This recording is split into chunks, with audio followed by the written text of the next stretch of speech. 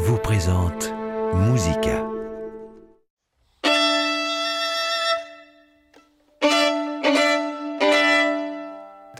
Le son de cet accord reflète parfaitement le sens de l'humour de Stravinsky, son sarcasme, son ironie et la manière dont il s'amuse avec la musique.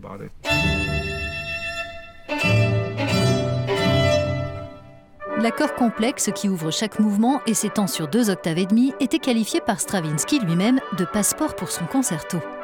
Son chef-d'œuvre datant de 1931 et aux influences baroques est une source d'inspiration pour le virtuose grec du violon Léonidas Kavakos.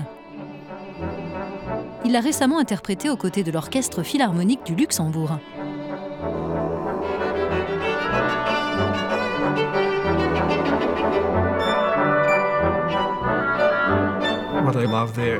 Ce que j'aime beaucoup, c'est le fait que Stravinsky ait le regard tourné vers l'avenir et qu'en même temps, il distille toute l'énergie et la puissance du passé.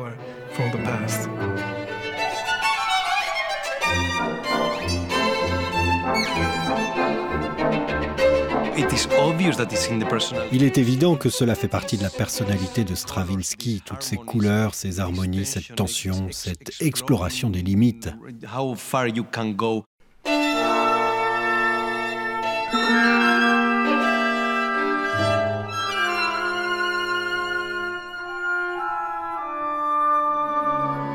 Plus on joue cette œuvre, plus on a une chance de s'approcher de ce qui fait son essence.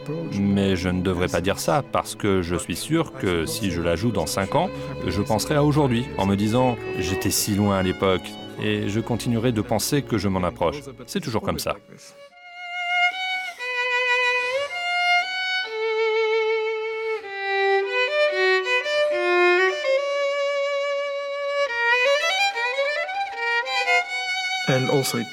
Et ce concerto nous montre aussi combien il y a de sagesse et de génie dans ces partitions.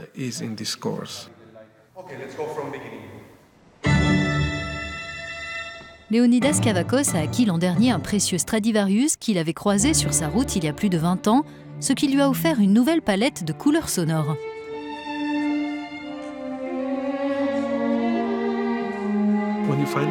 Quand vous trouvez quelque chose qui vous correspond, qui a les couleurs que vous recherchez, c'est non seulement une source de nouvelles connaissances, mais c'est surtout une source d'influence et d'inspiration.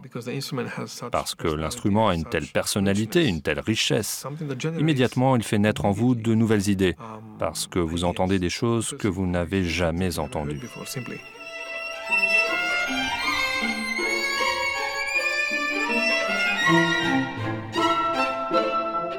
Autre influence pour Léonidas Kavakos, qui est d'origine grecque, la philosophie.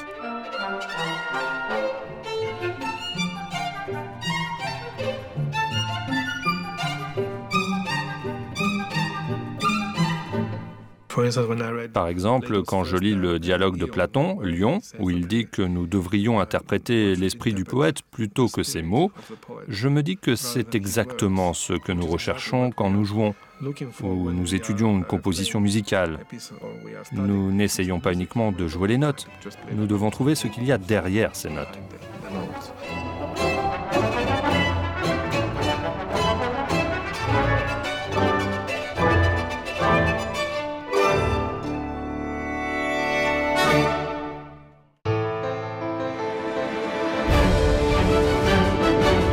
Musica, la passion de la musique avec Rolex.